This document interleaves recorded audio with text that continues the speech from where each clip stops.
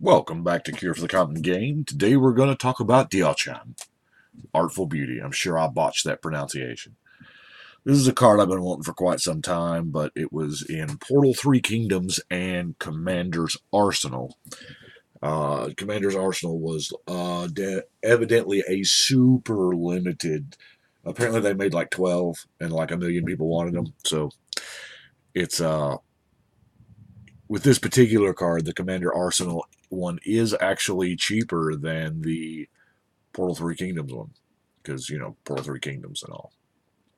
Anyway, I really, really like this as far as as you can like a 4-mana 1/1. But she taps to destroy target creature of your choice and then destroy target creature of an opponent's choice. So obviously at first read it, you're like, well, you're just going to get one shot with her, and then they're just going to choose her, and she's going to die. Well, the goal is Whisper Silk Cloak or Lightning Greaves, because if she's got Shroud, you can't target her. So the idea is I kill one of yours and you kill one of somebody else's. And to further encourage that you will not kill one of mine, Stuffy Doll represents all of the creatures in the deck. That is right. It's a one creature deck and it's just Stuffy Doll.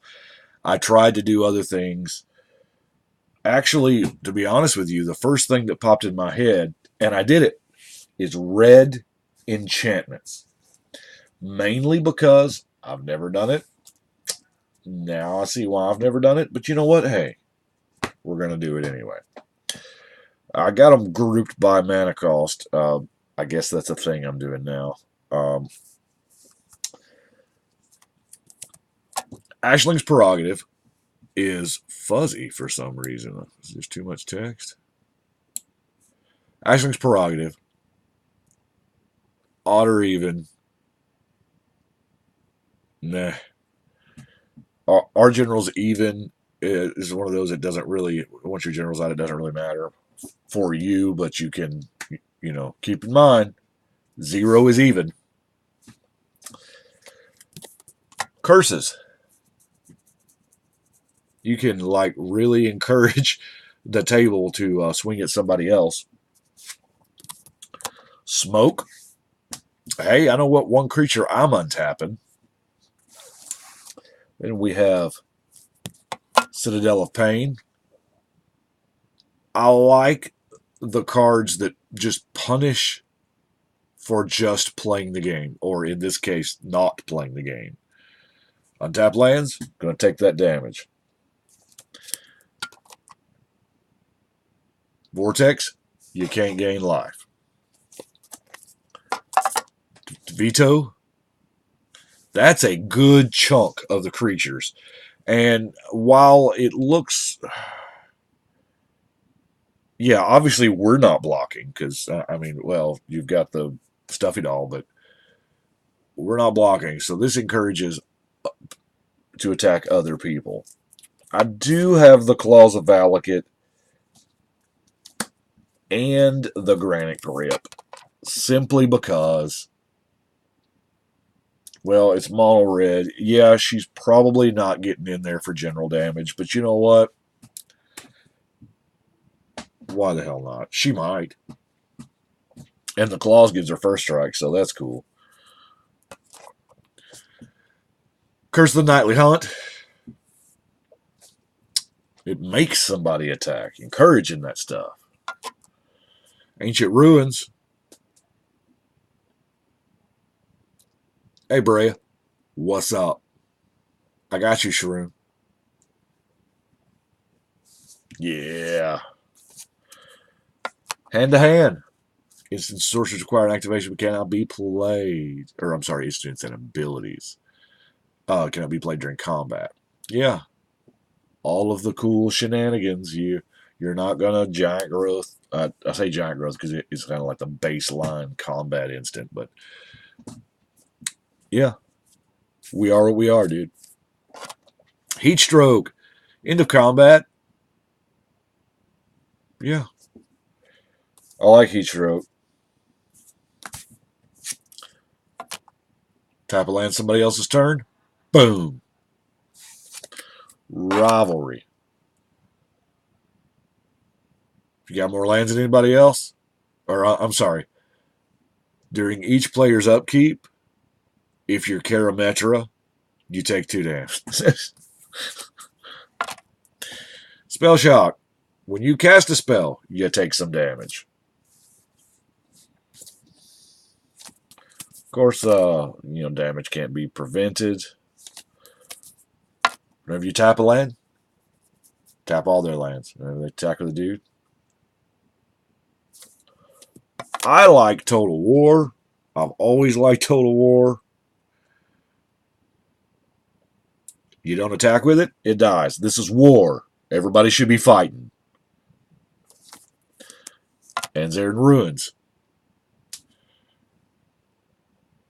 It looks a little narrow, but even if there's not a tribal presence at the table, if you've got a general that involves tapping, hey, it works.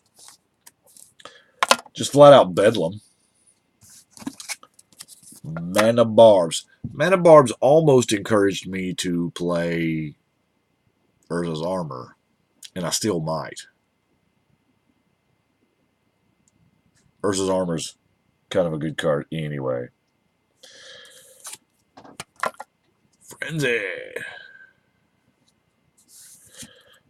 Outpost Siege is, quasi card draw. I am running 2 Chandras. Now, this Chandra here, God, she's got so many lines of text. Choose an instant or sorcery. Copy it 3 times. I'll show you.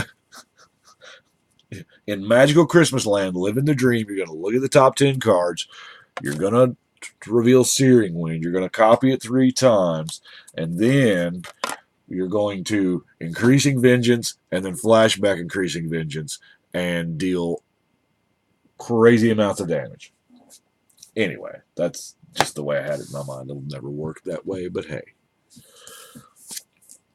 Our general does tap to destroy things, so whenever a creature dies, so you can tap, kill their dude, it dies, and then have them take damage equal number of cards in their hand, which we all know everybody loves that no max hand size bullshit. I do too. I mean, I'm not knocking. It's a great thing. Everybody plays it. And you might as well, if they've got 12 cards in their hand, Vicious Shadows. Can't tell you, back when I owned a shop, how many copies of Vicious Shadows got destroyed. And the going thing was we would destroy them in different ways. Anyway, got ourselves a bitter feud. You can pick 2 people and make them enemies. Obviously, you're not going to, choose yourself, but you can pick 2 people and y'all guys have at it. Ride of the Raging Storm. I like that we can't to get hit by it. I like it a lot here. You could almost see that text there. Pretty neat. Mind Moil. Because why make plans? We're a red mage. We don't make plans. We have a deck centered around enchantments and a beautiful weak girl. Anyway, she is enchantingly beautiful. Oh, that was weak. Conquer. I'll take your Maze of Ith or your Nykthos or whatever you've got. Awaken the Sky Tyrant. Debated not putting this in there because it does give a target, but don't know. Brand of Ill Omen. Now this is good old-fashioned douchebaggery from way back. You find a creature that isn't going to die anytime soon, and you just kind of enchant it, and you pay that upkeep as long as you can. Possibility Storm. Here again, why make plans? Why should anybody make plans? Let's play things randomly. Curse of the Bloodletting. Yeah, it's another curse. So you can really make somebody the enemy of the table. Heretic's Punishment.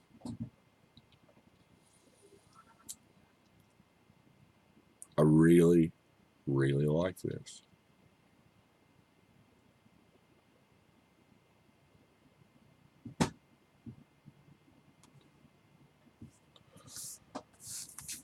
We have the Allied Hedron Network as our, wipe all the big things off. Now, granted, it's going to die. Since we are killing creatures, we might as well be playing with the Dingus Staff so we have some form of, game progression. Because, we can't, searing wind everybody. Glaring Spotlight's going to get rid of those nasty hexproof creatures. Of course, my ramp of Soul Ring and the Medallion. Now, Helm of the Gods seems like a natural fit. I don't know if it's going to be or not because the odds are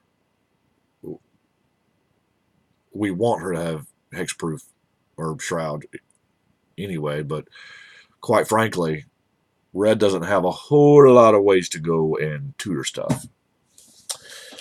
It does, but Turmoil's Crypt is going to get rid of those nasty creatures that you've killed that come back. Reforge the Souls, our card draw. More than likely, we're not going to have a hand when we cast it, because that's just the way Red is. Push some of this air out of these things. The Burning of Yingzi. I guess mainly because, it was from P3. That's, it does kill all the weenies. Sets the game back. Late game, it doesn't matter anyway. Pillage.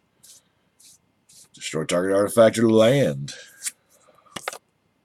Fiery Confluence has options. Pyroclasm. We're going to kill some weenie creatures real quick with Pyroclasm, Sulphurous Blast, probably the Incendiary Command, the Slag Storm. Playing with Wild Swing, wow, the stack's getting up here, and it's starting to. There we go. I love the fact that it says non-enchantment. It kind of fit with the theme. I know why, because they don't feel like Red should be able to destroy enchantments. That's kind of why I wanted to build a mono red deck with enchantments, because it's one of those things that's probably just not supposed to exist. Artifact Blast, because nobody sees it coming. It doesn't matter how many times you use it, nobody sees Artifact Blast coming. It is beautiful. And nothing is greater than that the artifact generals that people forget are artifacts that, Anyway, love me some Artifact Blast. Wild Ricochet. Choose new copies and then copy. Or choose new targets and then copy. Speaking of copy, Reverberate. Don't have a fork in here because, they're in use. Now, I got a little bit of hate these last three cards. Anarchy is probably the better of the three because it's all white permanents. Obviously multicolor stuff that has white in it is gone. Mono white's gone, but mono white's a pretty popular monocolor. Well, you know what? They all are. Black and green, except red, because red's pretty weak. Anyway. Anarchy kills 20% of everything. Or slightly less, because colorless. Or land. Math is hard. Boil. Boil and Flash Fires both are annoying, but not game-ending in our format, because typically you're going to be playing with a couple of colors, and you're only gonna flash fire away a couple of lands apiece. If you do win the lottery and somebody's playing mono blue or mono white, then they're just having a bad time, and it's all your fault. But that's okay because you have a beautiful, beautiful general to look at. Love Diaochan, Artful Beauty. Y'all let me know what you think. I appreciate you watching. But right now, we're going to shuffle and cut.